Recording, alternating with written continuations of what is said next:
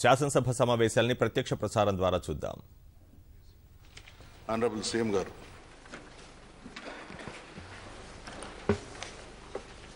అధ్యక్ష, I beg to move that leave be granted to introduce the Telangana backward classes, scheduled castes and scheduled tribes, reservation of seats in educational institutions and of appointments or posts in the services under the State Bill 2017. The question is that the bill be introduced. Ayes have it. The motion is carried and the bill is introduced. With the consent of the House and as decided in the BSc yesterday, we will take up for consideration the bills included in the agenda, duly suspending rules 97 and 98 of the rules of procedure. Gaurav Mukhyamantri garu. Adhyaksha, I beg to move that the Telangana backward classes, scheduled castes and scheduled tribes, reservation of seats in educational institutions and of appointments of posts in the services under the State Bill 2017 be taken into consideration. Motion moved. I request the Honorable Chief Minister to explain the salient features. Adhyaksha, Telangana రాష్ట్రం సాధించుకోవడం ఒక చరిత్ర అయితే ఈరోజు శాసనసభలో మనం చేస్తున్నటువంటి చర్చకు స్వీకరించినటువంటి bill ప్రవేశపెట్టబడడం ఒక చరిత్రాత్మకమైన రోజు అని చెప్పి నేను అభివర్ణిస్తా ఉన్నా. అధ్యక్ష, చాలామందికి తెలంగాణ రాష్ట్రమే ఏర్పాటు కాదు అనేటువంటి అవిశ్వాసం ఉండేది. ఒకవేళ రాష్ట్రం ఏర్పాటు అయినా చాలా ఒడిదుడుకులు ఉంటాయి, తెలంగాణ వాళ్ళు బాగా చేసుకోలేరు అనేటువంటి దాన్ని కూడా రాష్ట్ర ఏర్పాటు సందర్భంగా జరిగినటువంటి వాదోపవాదాలలో చర్చలలో విరివిగా తెలంగాణ వ్యతిరేక ప్రచారం కూడా చేయడం జరిగింది. అధ్యక్ష, తమకు తెలుసు, గౌరవ సభ్యులకు కూడా తెలుసు, సుమారు 11 సంవత్సరాల క్రితమే తెలంగాణ ఉద్యమం జరిగే సందర్భంలో మేము ఒక రాజకీయ పార్టీగా, తెలంగాణ ఉద్యమ సంస్థగా తెలంగాణలో ఉండేటువంటి పేద వర్గాల ప్రజలకు హామీలు ఇవ్వడం జరిగింది. దాదాపుగా 150 నుంచి 200 సభలలో లక్షలాది మంది ప్రజలు పాల్గొన్న సభలలో కూడా నేను స్వయంగా ఈరోజు ప్రవేశపెట్ట ఈ రిజర్వేషన్ బిల్లు గురించి నొక్కి వక్కానించడం జరిగింది. అధ్యక్ష, అంతేకాకుండా తెలంగాణ ఉద్యమాన్ని కన్ఫ్యూజ్ చేసే క్రమంలో కొన్ని మీడియా సెక్షన్స్ ప్రవేశపెట్టినటువంటి డిబేట్లలో కూడా అధమపక్షం ఒక 150 సార్లు నేను కుండ బద్దలు కొట్టినట్టుగా తెలంగాణ రాష్ట్రం వచ్చిన తర్వాత ఇది ఏ విధంగా సాధ్యమవుతుందో, ఏ విధంగా దీన్ని సాధిస్తామనే విషయాన్ని కూడా చాలా స్పష్టంగా చెప్పడం జరిగింది. అధ్యక్ష, ఈరోజు మేము ప్రతిపాదిస్తున్నటువంటి గిరిజనులకు రిజర్వేషన్ కానీ, బీసీఈ వర్గాలకు రిజర్వేషన్ కానీ ఇవి కొత్త రిజర్వేషన్లు కావు. అధ్యక్ష, ఆల్రెడీ ఈ రాష్ట్రంలో, ఈ దేశంలో చాలా రాష్ట్రాలలో అమలు చేయబడుతున్నటువంటి రిజర్వేషన్లనే మేము ప్రజలకు ఇచ్చిన వాగ్దానం మేరకు పెంపు కోసం ఈరోజు ప్రతిపాదించి తమ ముందుకు, గౌరవ సభ ముందుకు రావడం జరిగింది. అధ్యక్ష, కొన్ని సందర్భాలలో కొన్ని అవాస్తవాలు ముందుకు తెచ్చేటువంటి ప్రయత్నాలు జరుగుతూ ఉంటాయి. ఈ బిల్లు రావడంతో నేను చాలా స్పష్టంగా మనం చేస్తా ఉన్నాను. అధ్యక్ష, రాష్ట్ర ప్రజానీకానికి ఎవరు కన్ఫ్యూజన్ గురి కావాల్సిన అవసరం లేదు. అధ్యక్ష, ఎన్నికల సందర్భంలో కూడా నేను 107 బహిరంగ సభలలో మాట్లాడడం జరిగింది.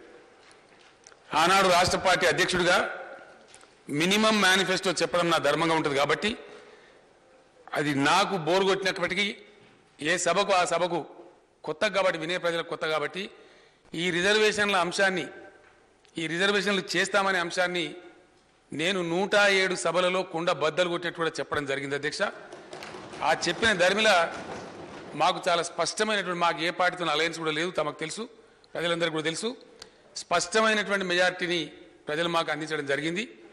తద్వారా దీన్ని నెరవేర్చడం మా కర్తవ్యంగా మేము తలకెత్తుకోవడం జరిగింది అధ్యక్ష. దాని మీద గౌరవనీయులు మాజీ ఐఏఎస్ అధికారులైనటువంటి చెల్లప్ప గారు తర్వాత సుధీర్ గారిని ఈ రెండు విషయాల మీద గిరిజనుల విషయంలో ముస్లిం వర్గాల్లో ఉండే పేదల విషయంలో అధ్యయనం చేయమని చెప్పి 2 కమిషన్లు అపాయింట్ చేశాం అధ్యక్ష. కొన్ని పార్టీలు మాట్లాడినారు, ఏమైందండి టైం గడిచిపోతా ఉంది, మీరు చేయడం లేదు, మేము కొన్ని గర్జనలు పెడదామని కూడా కొంతమంది మాట్లాడినారు అధ్యక్ష. ఇక్కడ ఒక విషయం ఉంది, సాంకేతికంగా 2 డిఫరెంట్ ఇండిపెండెంట్ కమిషన్లు దీన్ని అధ్యయనం చేసినప్పటికీ ఖచ్చితంగా మళ్ళీ సామాజిక వెనుకబాటు మీదనే కులాల పేరు మీద మతాల పేరు మీద రిజర్వేషన్లు ఇవ్వరు కాబట్టి, అందుకు రాజ్యాంగం కూడా అనుమతించదు కాబట్టి సామాజిక ఆర్థిక వెనుకబాటు మీదనే రిజర్వేషన్ ఇవ్వడం అనేది మన రాజ్యాంగంలో మన దేశంలో కేంద్ర ప్రభుత్వం కానీ వివిధ రాష్ట్ర ప్రభుత్వాలు కానీ అవలంబిస్తున్న విధానం అధ్యక్ష. దానికి అవసరమైనటువంటి బీసీ కమిషన్ నియామకం చేసి ఈ 2 రిపోర్ట్లను కూడా వారికి అప్పగించి బీసీ కమిషన్ వారి యొక్క నివేదిక ఇచ్చిన తర్వాత చట్టబద్ధంగా సుప్రీంకోర్టు కోరిన విధంగా రాజ్యాంగం డిమాండ్ చేసే విధంగా క్వాంటిఫైయబుల్ డాటా అంటే గణించదగిన లెక్కించదగినటువంటి డాటాతోని ఇంపెక్కబుల్ డాటా అంటే అన్క్వశ్చనబుల్ డాటాతోని ఈరోజు ఈ నిర్ణయం తీసుకొని ఈ బిల్లు రూపంలో సభ ముందుకు రావడం జరిగింది అధ్యక్ష. ఈ సందర్భంలో నేను ఇంకో మాట కూడా మనవి చేస్తూ ఉన్నాను, ఎందుకు ఇట్లాంటి ప్రయోగం చేయాల్సి వస్తుందా ఉంది, ఈ బిల్లు ఎందుకు తీసుకురావాల్సి వస్తూ ఉందనే విషయం గౌరవ సభ్యులకు తమ ద్వారా తెలియజేయాల్సిన బాధ్యత నా మీద ఉంది. రాష్ట్ర ప్రజానీకానికి కూడా తమ ద్వారా ఈ సభ ద్వారా తెలియాల్సినటువంటి అవసరం ఉంది అధ్యక్ష. కొత్త రాష్ట్రం ఏర్పడ్డ దరిమిల చాలా విషయాలలో మార్పులు సంభవిస్తూ ఉంటాయి. ఆంధ్రప్రదేశ్ రాష్ట్రంలో మనం అంతర్భాగంగా ఉన్నప్పుడు గిరిజనులను 6%గా లెక్కించినారు. కానీ తెలంగాణ నేపథ్యంలో తెలంగాణ జనాభాతో పోల్చి చూసినప్పుడు వాళ్ళ జనాభా 9.8%గా ఉంది అధ్యక్ష. ఇది సెన్సస్ లెక్క, ఇది ఎవరు అబద్ధం చెప్పగలిగింది కాదు. This is what is the data of the census of 2011 అధ్యక్ష. దానిలో వాల్మీకి బోయ అనే కులం మాకు ఆంధ్రప్రదేశ్లో ఉన్నప్పుడు కూడా వాళ్ళ గ్రౌస్ అధ్యక్ష అనేక వినతి పత్రాలు ఇవ్వడం జరిగింది, వాళ్ళు పోరాటాలు చేయడం జరిగింది, చెలో అసెంబ్లీ కూడా రావడం జరిగింది, స్పీకర్ గారిని కూడా కలవడం జరిగింది. ఆ రోజుల్లో టీఆర్ఎస్ అధ్యక్షునిగా నాకు కూడా వాళ్ళు చెప్పడం జరిగింది అధ్యక్ష. ఆంధ్రాలో ఉన్న బోయలేమో ఎస్టీలలో కలిపారు, మమ్మల్ని కలపలేదని చెప్పి తెలంగాణలో ఉన్నటువంటి వాల్మీకి బోయ అనే కులం బాధతో ఉన్నారు. అదేవిధంగా లంబాడీలలో ఉన్నటువంటి వాళ్ళు కాగిత లంబాడి అనేటువంటి కులం, కొప్పు లంబాడి లేదా కాగిత లంబాడి అని మనం వివరిస్తూ ఉంటాం, వాళ్ళు కూడా మమ్మల్ని లంబాడీలలో ఉన్న వాళ్ళని తీసి బయట పెట్టినారు అనే బాధ వ్యక్తం చేసి కల్పమని చెప్పి కోరినారు అధ్యక్ష. దాని మీదనే కమిషన్లు ఇప్పుడు నిర్ధారించిన లెక్కల ప్రకారం ఈరోజు వాళ్ళని కూడా చేరిస్తే 9.8గా ఉన్నటువంటి ఎస్టీలతో పాటు 9.08గా ఉన్నటువంటి ఎస్టీలతో పాటు వీళ్ళని కూడా కలిపినట్టయితే ఒక 10% రిజర్వేషన్ సరిపోద్ది అనేటువంటి విషయం వచ్చిన సందర్భంలో అది ఆ విధంగా ప్రతిపాదించడం అయింది అని చెప్పి తమ ద్వారా గౌరవ సభ్యులకు తెలియజేస్తా ఉన్నా అధ్యక్ష. కొంతమంది చెప్తా ఉన్నారు కాంటెక్స్ట్ మారినప్పుడు, నేపథ్యం మారినప్పుడు తప్పకుండా మన రాష్ట్రానికి తెలంగాణగా ఏర్పడ్డటువంటి ఈ రాష్ట్రానికి ఏది నేపథ్యం అవసరమో ఆ నేపథ్యంలో సవరణలు చేసుకోవడం అనేది మనకు ఆవశ్యకత ఏర్పడుతుంది. ఈరోజు దళితుల అధ్యక్ష, దళితుల జనాభా 15 చిల్లరగా చూడబడతా ఉంది, కానీ వాస్తవంలో 16.3 దాటిపోయినటువంటి పరిస్థితి మనకు కనపడతా ఉంది. అక్కడ కూడా ఒక 1% ఎస్సీలకు తప్పకుండా పెంచాల్సిన అవసరం ఉంది అధ్యక్ష. ప్రభుత్వం ఆ 1% కూడా పెంచడానికి సిద్ధంగా ఉంది. దానికి అనుగుణంగా మేము ఎస్సీ కమిషన్ కూడా త్వరలోనే అపాయింట్ చేయబోతా ఉన్నాం. ఈ రిజర్వేషన్ పెంచాలంటే ఊరికి హాఫ్జాడ్గా పెంచడానికి ఉండదు, ఖచ్చితంగా కమిషన్ నియమించి టీఓఆర్ ఇచ్చి టర్మ్స్ ఆఫ్ రెఫరెన్స్ ఇచ్చి నివేదిక తెప్పించే రిజర్వేషన్ పెంచాల్సిన అవసరం ఉంటుంది. కాబట్టి నిన్న మొన్న 2 దఫాలుగా జరిగినటువంటి క్యాబినెట్లో ప్రభుత్వం స్పష్టంగా నిర్ణయం తీసుకున్నది. దళితులకు కూడా తప్పకుండా పెరిగిన జనాభా దృష్ట్యా, నేపథ్యం మారి కొత్త రాష్ట్రం ఏర్పడ్డ దృష్ట్యా ఈ రాష్ట్రంలో ఉన్న వాళ్ళ జనాభా ప్రపోర్షన్లో ఇవ్వాలని చెప్పి ఒక 1% దళితులకు కూడా పెంచాలని కూడా నిర్ణయించినామని చెప్పి సందర్భంగా మనవి చేస్తా ఉన్నాను అధ్యక్ష. అదేవిధంగా అధ్యక్ష, కొన్ని అపోహలు సృష్టించేటువంటి కార్యక్రమాలు కొంతమంది ప్రచారం చేస్తూ ఉన్నారు. ఈ బిల్లు పెట్టడం ద్వారా బ్యాక్వర్డ్ క్లాసెస్కి అన్యాయం జరుగుతుందని చెప్పి మాట్లాడేటువంటి పెద్దలు కూడా కొందరు ఉన్నారు. నేను బ్యాక్వర్డ్ క్లాస్ ప్రజలకు స్పష్టమైన హామీ ఇస్తా ఉన్న అధ్యక్ష, ఎట్టి పరిస్థితులలో ఈ పెంపుదల ద్వారా బీసీలకు ఎటువంటి అనుమానం కూడా అక్కరలేదు, వాళ్ళ రిజర్వేషన్లకు ఎటువంటి ముప్పు కూడా ఉండదు. అంతేకాకుండా నిన్న క్యాబినెట్లో ప్రభుత్వ నిర్ణయం తీసుకున్నది, ఖచ్చితంగా బీసీల రిజర్వేషన్ కూడా పెంచవలసిన అక్కర ఉంది. ఆ విషయాన్ని బీసీ కమిషన్ కూడా అప్పగిస్తా ఉన్నాం. వాళ్లకు ఖచ్చితంగా 6 months లోపే నివేదిక ఇవ్వమని చెప్పి కూడా ప్రభుత్వం ఆదేశం కూడా ఇస్తా ఉంది.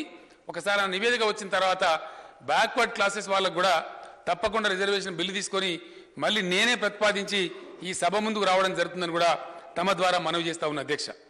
అధ్యక్ష నేను ఇంకో మాట మనవి చేస్తా ఉన్నాను. ఈ సందర్భంగా చెప్పవలసిన మాట I want to go in to record also.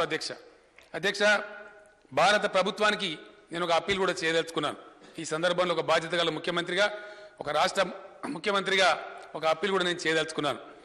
ఈరోజు కంపోజిషన్ చూస్తూ ఉంటే దేశంలో మన దేశమే యూనిటీ ఇన్ డైవర్సిటీ, భిన్నత్వంలో ఏకత్వంతో ఉండేటువంటి దేశం మనది. ఆ గొప్ప సంప్రదాయాన్ని ఆచరించి 7 దశాబ్దాలుగా ప్రపంచం ముందు చాలా ఆదర్శంగా నిలుస్తున్నటువంటి దేశం మనది. ఇంత డైవర్సిటీలో కూడా ఇంత యూనిటీ ఈ దేశంలో ఎట్లా ఉంటుందని చెప్పి అనేక సందర్భాలలో నేను పార్లమెంట్ సభ్యుని ఉండే టైంలో కూడా వచ్చినటువంటి అనేక విదేశీ బృందాలతోని నేను షేర్ చేసుకోవడం జరిగింది. We really appreciate your country, this is mister Gandhi's country, Gandhi గారి కంట్రీ అని చెప్పి వారు నేర్పిన సహనశీలత బాగా ఉందని చెప్పి వాళ్ళందరూ కూడా మన దేశాన్ని పొగిడిపోయినారు. అధ్యక్ష నేను ఈరోజు వస్తున్నటువంటి ఈ చర్చలో నుంచి, ఈ బిల్లు పెట్టే సందర్భంలో ఉత్పన్నమవుతున్నటువంటి సామాజిక చర్చలో నుంచి కలుగుతున్న అభిప్రాయాన్ని నేను స్పష్టంగా కుండ బద్దలు కొట్టినట్టుగా చెప్పదలుచుకున్న. అధ్యక్ష భారత ప్రభుత్వానికి నేను అప్పీల్ చేస్తా ఉన్నా. ఒక్కొక్క రాష్ట్రంలో ఒక్కొక్క కంపోజిషన్ ఉంది. ఈరోజు రిజర్వేషన్లు కూడా ఒక రకంగా లేవు. వాస్తవానికి సుప్రీంకోర్టు కూడా ఇచ్చినటువంటి జడ్జిమెంట్లోనే వెసులుబాటు కూడా కలిగించారు. రాజ్యాంగంలో కూడా 50% రిజర్వేషన్ ఉండాలని ఎక్కడ పొందుపరచబడలేదు. అధ్యక్ష ప్రపోర్షన్ టు ద పాపులేషన్ అని చెప్పినారు. సుప్రీంకోర్టు ఇందిరా సహాని కేసులో 50% మించరాదు అని చెప్పినప్పటికీ అదే జడ్జిమెంట్లో వాళ్ళు కూడా చెప్పారు, నేను చెప్పినటువంటి క్వాంటిఫైయబుల్ డాటా ఉంటే, గణించదగినటువంటి డాటా అందుబాటులో ఉంటే, ప్రత్యేకమైన పరిస్థితులు ఉంటే ఇవ్వాలని చెప్పినారు. ఆ పరిస్థితులను అనుసరించే ఈరోజు నార్త్ ఈస్ట్లో 4 రాష్ట్రాలలో 80% గిరిజనులకు రిజర్వేషన్ అమలు చేస్తూ ఉన్నారు. అధ్యక్ష జార్ఖండ్లో 60% రిజర్వేషన్ గిరిజనుల కోసం అమలు చేస్తూ ఉన్నారు. తమిళనాడులో అన్ని కలిపి 69% రిజర్వేషన్ అమలు చేస్తూ ఉన్నారు. మహారాష్ట్రలో చెప్పగనో 52% రిజర్వేషన్ కూడా అమల్లో ఉంది. ఈ విధమైనటువంటి పరిస్థితులన్నీ కూడా భిన్నంగా మనకు కనపడతా ఉన్నాయి. తెలంగాణ రాష్ట్రం కూడా నేను అనేక పర్యాయాలు చెప్పిన పద్ధతులలో డెఫినెట్గా ఇది 90% పైబడి ఎస్సీ, ఎస్టీ, బీసీ, మైనారిటీలు ఉన్నటువంటి రాష్ట్రం ఈ తెలంగాణ రాష్ట్రం. కాబట్టి ఖచ్చితంగా ఈ 50% పరిమితి మన రాష్ట్రానికి సరిపోదు. ఖచ్చితంగా రిజర్వేషన్ల శాతాన్ని పెంచవలసినటువంటి అవసరం ఉంది. ఆ ధర్మిల కేంద్ర ప్రభుత్వానికి నేను అప్పీల్ చేస్తా ఉన్నాను. తమిళనాడు రూపంలోనే తమిళనాడు బిల్లును ఆనాడు ఉన్నటువంటి పివి నరసింహారావు గారి ప్రభుత్వం ఏ విధంగా అయితే 9th షెడ్యూల్లో పెట్టిందో మేము కూడా దీన్ని తీసుకొని వస్తాం. కాబట్టి ఈరోజు పాస్ అయిన తర్వాత మా బిల్లును కూడా 9th షెడ్యూల్లో పెట్టాలని చెప్పి భారత ప్రభుత్వానికి నేను అప్పీల్ చేస్తా ఉన్నా. అధ్యక్ష ఇంకొక అప్పీల్ కూడా భారత ప్రభుత్వానికి నేను స్పష్టంగా చేయదలుచుకున్నా. కారణం ఏంటంటే అధ్యక్ష ఇది అప్రాప్రియేట్ టైం అని కూడా నేను భావిస్తా ఉన్నా. మన శాసనసభ రికార్డులో కూడా ఉండాలని చెప్పి నేను భావిస్తా ఉన్నా. అధ్యక్ష ఈ చారిత్రకమైన బిల్లు మన సభలో ప్రవేశపెట్టే ఈ నేపథ్యంలో, మనం కొత్త రాష్ట్రంగా అవతరించిన ఈ నేపథ్యంలో తప్పకుండా దేశంలో ఉన్నటువంటి పరిస్థితులను గమనించి నేను ఈ మాట మనవి చేస్తా ఉన్నా. స్వాతంత్రం వచ్చి 70 సంవత్సరాలు గడిచిపోయింది. అధ్యక్ష ఆనాడున్న జనాభా ఈరోజు 4 రెట్లకు పెరిగిపోతూ ఉంది. అవసరాలు మారిపోతూ ఉన్నాయి. దేశంలో లిటరసీ పర్సెంటేజ్ పెరిగింది, అక్షరాస్యత శాతం పెరిగింది, ప్రజలకు విషయాలు తెలిసినాయి. కాబట్టి ఎవరైతే ఇంకా అడుగున ఉన్నారో వాళ్ళందరూ తమ హక్కుల కోసం పోరాటాలు చేస్తూ ఉన్నారు. ఈ దేశంలో మన రాష్ట్రంలో కూడా నక్సలైట్ లాంటి ఉద్యమాలు వచ్చి సఫర్ అయినటువంటి స్టేట్ మనం. ఇంకా ఉద్యమం దేశంలో కొన్ని చోట్ల కొనసాగుతూ ఉంది. ఈ నేపథ్యంలో సామాజిక పరిణతితోని ఆలోచన చేసి కేంద్ర ప్రభుత్వం రాష్ట్ర ప్రభుత్వాలకు వారి వారి కాంపోజిషన్ బట్టి రాష్ట్ర ప్రభుత్వ పరిధిలో ఉండే ఉద్యోగ అవకాశాలు కానీ, విద్యా అవకాశాలు కానీ, రిజర్వేషన్ నిర్ణయించుకునేటువంటి అధికారాన్ని కేంద్రం రాష్ట్రాలకి అప్పగించి తన విజ్ఞతను చాటుకోవాలని చెప్పి ఈ సందర్భంగా నేను అప్పీల్ చేస్తా ఉన్నా. అధ్యక్ష ఇది దేశ క్షేమం కోసం నేను చేస్తా ఉన్న అప్పీల్. ఇది ఏ వ్యక్తి గురించో, ఏ పార్టీ గురించో, ఎవరి గురించో కాదు అధ్యక్ష. రాజకీయాల కోసం కూడా ఉద్దేశించి కాదు. తప్పకుండా కేంద్రం విజ్ఞతతోనే ఆలోచన చేసి రాష్ట్రాలకి వెసులుబాటు కల్పించాలి. ఈ మాట ఈరోజు శాసనసభలో చెప్తా ఉన్న. అధ్యక్ష 23వ తేదీ నాడు ప్రధానమంత్రి గారు నీతి ఆయోగ్ సమావేశాన్ని కూడా పిలిచి ఉన్నారు. అక్కడ కూడా ఇంతే బోల్డ్గా, ఇంతకన్నా ఎక్కువ బోల్డ్గా భారత ప్రభుత్వానికి మెమోరాండం ఇచ్చి మరీ నేను అప్పీల్ చేస్తాను కూడా మనవి చేస్తా ఉన్నాను అధ్యక్ష. ఎందుకంటే ఏ రాష్ట్రానికి ఆ రాష్ట్రానికి స్వేచ్ఛ ఉంటే వారి వారి సామాజిక స్వరూపాన్ని బట్టి వారి అవసరాలను బట్టి వారి నిర్ణయాలు తీసుకునే పరిస్థితి ఉంటే చాలా బాగుంటుంది. కాబట్టి 70 సంవత్సరాల స్వతంత్రం అనుభవించిన తర్వాత డెమోక్రసీలో మెచ్యూరిటీ లెవెల్స్ పెరగాలి అధ్యక్ష. ఆ మెచ్యూరిటీ లెవెల్స్ పెరిగి విజ్ఞతను ప్రవర్తించి కేంద్ర ప్రభుత్వం అటువంటి మంచి నిర్ణయం తీసుకుంటుందని నేను అనుకుంటా ఉన్నాను. కొంతమంది ముఖ్యమంత్రులతో కూడా 23rd లోపే మాట్లాడి నాతో పాటు వాయిస్ జాయిన్ చేసే సీఎంలతో కూడా ఈ మాట మాట్లాడిస్తాను కూడా ఈ సందర్భంగా మనవి చేస్తూ, దయచేసి మళ్ళా ఒకసారి నేను మనవి చేస్తా ఉన్నా అధ్యక్ష. త్వరలోనే టీఓఆర్ ఇచ్చి ఉన్నాం. బీసీ కమిషన్ ఆల్రెడీ ఉంది. ఎస్సీ ఎస్టీ కమిషన్ మనకు ఒకటే ఉంది. మనం అమెండ్ చేసి ఎస్టీ కమిషన్ వేరు చేసుకుందామని ఆలోచించుకునే అవసరం ఉంది. దాని పద్ధతి ప్రకారం ఎస్సీలకు పెంచేటువంటి 1% రిజర్వేషన్ కావచ్చు, బీసీలకు ప్రతిపాదించేటువంటి రిజర్వేషన్ కావచ్చు, ఖచ్చితంగా మనం ముందుకోతామని చెప్పి బీసీలకు కూడా రిజర్వేషన్ పెరుగుతుంది. బీసీలకు ఎట్టి పరిస్థితులలో కొన్ని పార్టీలు చేస్తున్నటువంటి దుష్ప్రచారం లాగా ఎట్టి పరిస్థితుల్లో వాళ్ళకి ఇబ్బంది జరగదు, వాళ్ళు నిశ్చింతగా ఉండవచ్చు అని చెప్పి నేను మనవి చేస్తూ, అధ్యక్ష ఒక చిన్న ఉదాహరణ ఈ సందర్భంలో నేను మనవి చేస్తా ఉన్నా. ఇదే శాసనసభలో మనం యునానిమస్గా తీర్మానం చేసినాం. మన రాష్ట్రంలో మనం ఆంధ్రప్రదేశ్గా ఉండే సమయంలోనే మరి మాదిగ వర్గానికి చెందినటువంటి మిత్రులు పెద్ద ఎత్తున ఉద్యమాలు చేసినారు. ఆ ఉద్యమానికి బాగా సామాజిక ఆదరణ కూడా లభించింది. మొత్తం రాష్ట్రమే వాళ్ళకి సహకరించింది. ఉవ్వెత్తిన ఉద్యమం వెలిసిపడ్డది. మరి ఆనాడు ఉన్నటువంటి రాష్ట్ర ప్రభుత్వం, ఆంధ్రప్రదేశ్ రాష్ట్ర ప్రభుత్వం వర్గీకరణ చేసి కొంతకాలం పాటు అమలు కూడా చేయడం జరిగింది. కానీ ఢిల్లీలో పోయి అది స్టక్ అయిపోయినటువంటి పరిస్థితి మనం చూస్తూ ఉన్నాం. ఇందాక నేను మనవి చేసింది అధ్యక్ష, వర్గీకరణ కానీ రిజర్వేషన్ కానీ రాష్ట్రాలకే వెసులుబాటు ఇవ్వాలని కేంద్ర ప్రభుత్వాన్ని నేను ఎందుకు అప్పీల్ చేస్తా ఉన్నా అంటే, ఈరోజు వర్గీకరణ కోసం మనం పోరాటం చేస్తా ఉన్నాం.